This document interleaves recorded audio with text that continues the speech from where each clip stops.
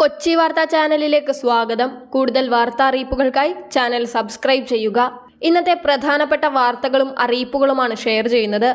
ആദ്യത്തെ അറിയിപ്പ്, സംസ്ഥാനത്തെ ക്ഷേമ പെൻഷൻ ഗുണഭോക്താക്കൾക്ക് സന്തോഷ വാർത്തയുമായി എത്തിയിരിക്കുകയാണ് സംസ്ഥാന സർക്കാർ. എല്ലാവർക്കും ഒരാശ്രയമായ ക്ഷേമ പെൻഷൻ കുത്തനെ കൂട്ടുവാനൊരുങ്ങുന്ന നീക്കങ്ങളാണ്. തുടർഭരണത്തിനു ശേഷം ക്ഷേമ പെൻഷൻ കൂട്ടിയില്ല എന്ന വിമർശനങ്ങളും ചോദ്യങ്ങളും ഉണ്ടായിരുന്നു. അതിനാലാണ് പെൻഷൻ തുക കൂട്ടാൻ സർക്കാർ തീരുമാനമെടുക്കുന്നത്.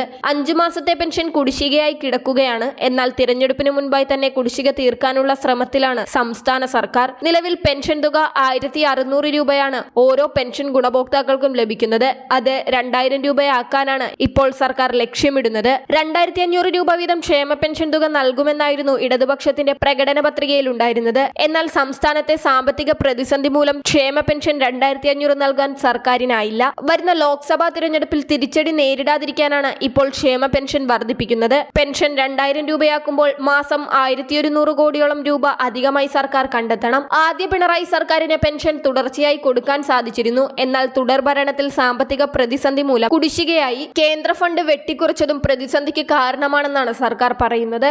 അടുത്തറിയിപ്പ്, സാമ്പത്തിക പ്രതിസന്ധി മൂലം സംസ്ഥാനത്തെ ഡ്രൈവിംഗ് ലൈസൻസുകളുടെയും RC ബുക്കിന്റെയും പ്രിന്റിംഗ് നിലച്ചിരിക്കുകയാണ്. കരാർ കമ്പനിക്ക് 9 കോടി കടമായതിനാലാണ് പ്രിന്റിംഗ് നിർത്തിയത്. ടെസ്റ്റ് പാസ്സായിട്ടും ലൈസൻസ് കിട്ടാതെ നിരവധി പേരാണ് കാത്തിരിക്കുന്നത്. കരാറുകാർക്ക് ധനവകുപ്പ് ഇതുവരെ പണം നൽകിയിട്ടില്ല. നിലവിലെ ലൈസൻസിന് പകരം പുതിയ സ്മാർട്ട് കാർഡിലേക്ക് മാറാൻ 200 രൂപ അടക്കണം. പുതിയ ലൈസൻസിനാണെങ്കിൽ 1005 രൂപയും തപാലിലെത്താൻ 45 രൂപ വേറെയും അടക്കേണ്ടി വരും. അടുത്ത അറിയിപ്പ്, ചെറുകിട ഇടത്തരം കർഷകർക്ക് വരുമാന പിന്തുണ ഉറപ്പാക്കാൻ ആവിഷ്കരിച്ച പദ്ധതിയാണ് PM കിസാൻ. PM കിസാന്റെ ആനുകൂല്യം കേന്ദ്ര സർക്കാർ കൂട്ടുന്നു എന്ന തരത്തിലുള്ള വാർത്തകളും മറ്റും പുറത്തു വന്നിരുന്നു. നിലവിൽ 3 ഗഡുക്കളായി പ്രതിവർഷം 6000 രൂപയാണ് കർഷകർക്ക് നൽകിയിരുന്നത്. ഫെബ്രുവരി 1 നിർമ്മല സീതാരാമൻ അവതരിപ്പിക്കുന്ന കേന്ദ്ര ബജറ്റിൽ ഇത് 8000 രൂപയായോ 9000 രൂപയായോ ഉയർത്തിയേക്കുമെന്നാണ് സൂചനകൾ. ഇലക്ഷൻ അടുത്തിരിക്കുന്നതിനാൽ PM കിസാൻ വർധനവ് എന്തായാലും ഉണ്ടാകുമെന്നാണ് റിപ്പോർട്ടുകൾ പറയുന്നത്. വർധനവുണ്ടായാൽ കർഷകർക്ക് അത് വലിയ ആശ്വാസമായിരിക്കും. അടുത്ത അറിയിപ്പ്,